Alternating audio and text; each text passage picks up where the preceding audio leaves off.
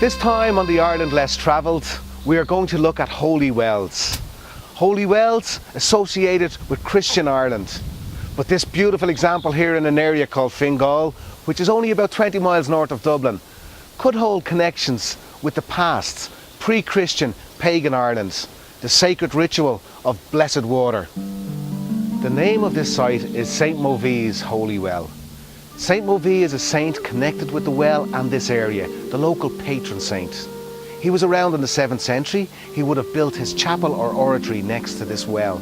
He blessed the waters here, but I'd like to investigate today some of its pre-Christian past. So for example, if we look here at the head of the whole well, we can see a large boulder.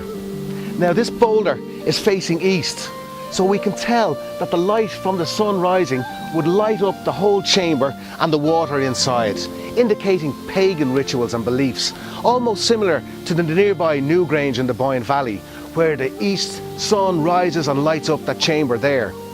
Also, we can see that it has been Christianized. There is a cross inscribed here on this boulder, indicating that it could have had pre-pagan beliefs associated with it. We also have beautiful little holes here, cup marks. The locals say these are fingerprints of a giant who lived nearby. He wasn't happy with St. Movie Christianizing the well, so he threw this boulder at him. The saint stood still and didn't flinch. It landed at his feet right here, and the bubbles of the spring rose up and he blessed the waters. We also have a rag tree. This type of tree is still seen around other holy wells, where sick people who want their prayers answered would tie rags onto the branches and they would leave them there with God to look after. Not only that, we have some more things to show you. More of these features right here on the stepway that leads you down into the holy well. On the second step, there is another larger cross inscribed, Christianizing the site. But then further down, near the level of the water in the chamber, on the north wall, there is a hollowed out stone. These are known as Bolon stones. They are always associated with ecclesiastical sites. But perhaps there is a pre-Christian origin to these. They say they could have been used for water for baptizing people, but that's Christian. Perhaps they were mirrors with the water in it to reflect your face. But then if we look at local legends associated with wells, and even with this one, we know that it could be associated with cursing, with wishing, and also with cures. So some of the cures the water here is associated with in that Bolon stone would be headaches, fevers, toothaches, eye ailments, etc. And then for your wish, you are supposed to take a laurel leaf, walk around clockwise around the well, go to the Bolon stone, taste the water, make your wish and cast the leaf back in. But then if you want to curse somebody, you would walk around anti-clockwise, anti-sunwise, do the same ritual, drink the water, make your curse. And perhaps this little hollowed out basin was to hold the cursing stones. So whether it was the pagan Irish or the Christian Irish who used and frequented these sites, we know that it continued through all the centuries to be very important to the community.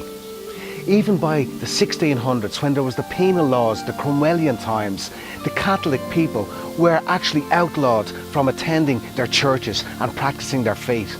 So once more, sites like the Holy Wells were visited in secret by Catholics who could practice their religion.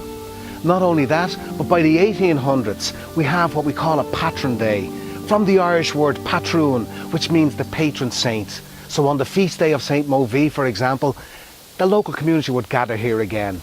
On some of the larger sites, these would have turned into probably more like festivals. There would have been riotous and drunken behaviour. So much so that in 1862 the Catholic Church outlawed these type of gatherings. We can say that sites like this were a common feature and a very special aspect of the Irish people's lives throughout their history. We can also deduce from other evidence around the country that these type of sites would have been sought out by priests and holy men and monks so that they could build their church nearby and they could subtly and sensitively assimilate the ancient and the pagan into the new faith. Holy wells, just one more aspect of the Ireland less travelled.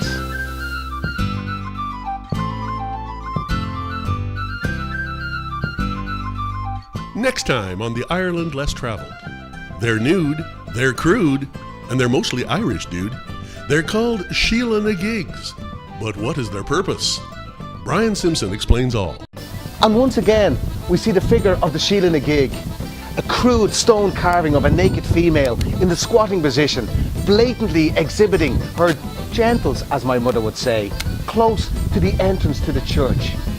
Now the question is whether these figures were meant to be enticing or repugnant, and the answer to that question is a definite, it depends.